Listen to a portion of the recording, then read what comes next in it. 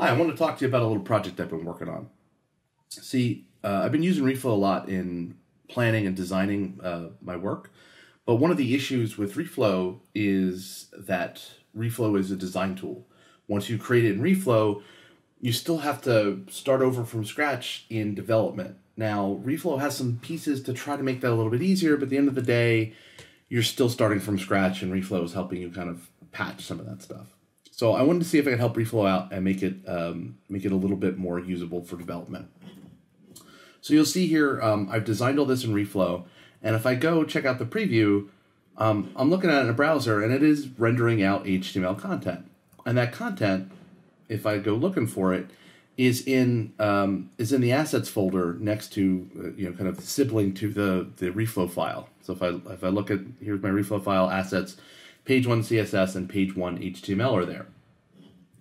So if I look at that code, here it is. I've beautified it, kind of cleaned it up a little bit, and looking at it, it's certainly not terrible code. One thing that's great about it is very organized, but it's very div and p heavy, and I would probably want to use other tags for a lot of this stuff.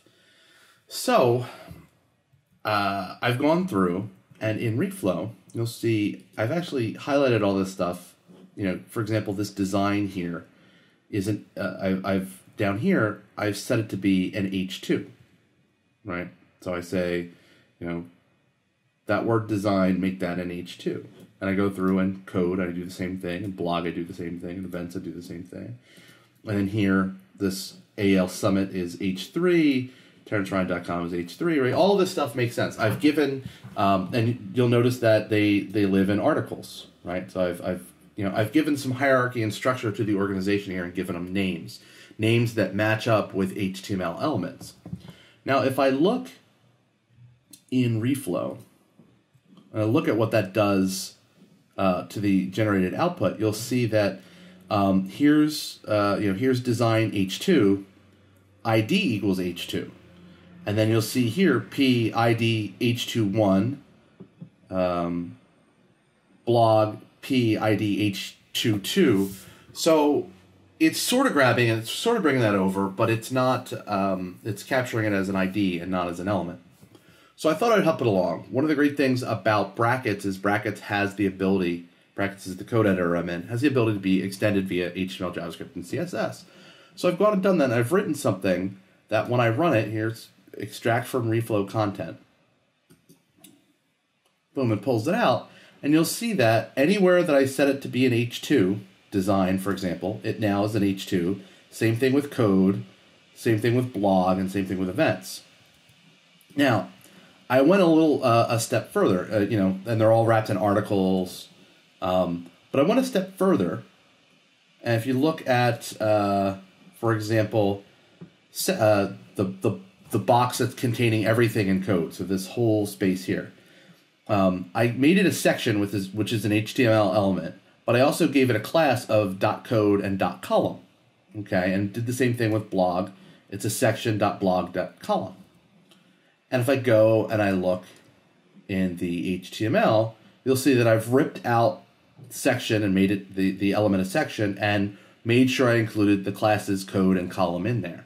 So with a little bit of planning, I actually created HTML that I could use in a project. This is pretty clean HTML, and I can now use this in a project, and it's a great starting spot. So that's good. That's one part of it. But Reflow also creates a whole bunch of CSS. So if I look through, if I look through, there's a lot of CSS here, and there's just a lot of it. And it'd be nice if I could sort of, get some intelligence out of that. I don't know that I would use this CSS, especially because it's so ID heavy. I don't know that I would use it in my project. But what I can do is say edit, extract from Reflow content. And instead of trying to transform and try to work with it, I basically just ripped out some things for its intelligence value. For example, I rip out all the colors that are used. I make note if that color was used as a background. I make note of how many times it's used. Obviously, the more times it's used, the more important it is. And I also pull it out in both hex and RGB. so that you can kind of get a feel for what that color is. And also, I've given it a color name. And obviously, all this is in comments. It's just there. It's information that you can grab, start cutting and pasting, and turning into your CSS. Also, Reflow. In Reflow, I set a whole bunch of these breakpoints. Well, again, I don't know with how ID heavy that code is that I really necessarily want all the CSS from it. But what I can do is I can rip out all the breakpoints. So makes it easier to kind of get started and say, okay, these are the points where I'll need to kind of look at my design again. The last thing I do with the CSS is I went through and I labeled a whole bunch of things with class. For example, here's this picture, this yellow blast picture is yellowblast.png.picture.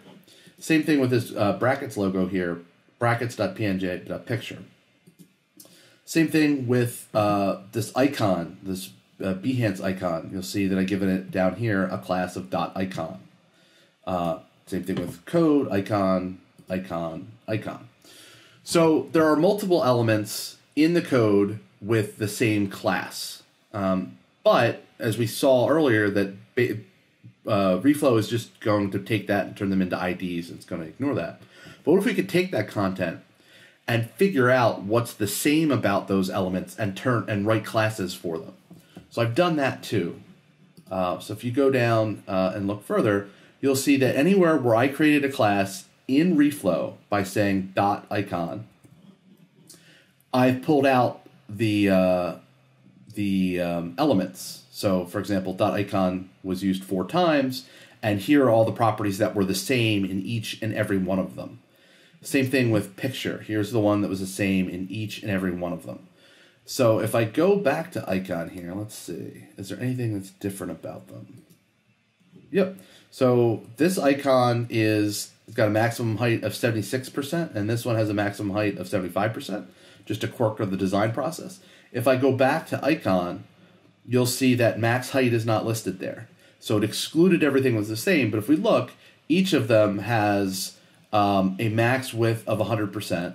And if I go back here, you'll see that this has a max width of 100%. So basically, things that were the same in each one of them, I've ripped into the class. Things that were not the same, I've ripped out. And then obviously, if a class was used once, I couldn't do a lot of work to figure out if they had been used multiple times. So I just grabbed everything and put it in there. But again, this is a nice starting point for your work. Not intended to be a complete workflow. Basically, it's meant to be a leg up to make the workflow just a little bit faster. So that's where I'm at. I'm released it on GitHub. It's open source. I would love to find out what you guys think of this. Is this something that could be useful? Is this something you'd like? So if you want to find out more, definitely go check out the GitHub repository. It's at GitHub /Reflow Cleaner. I'm sorry, GitHub TP Ryan, my username, /Reflow Cleaner. And I'll link to it in the article that surrounds this.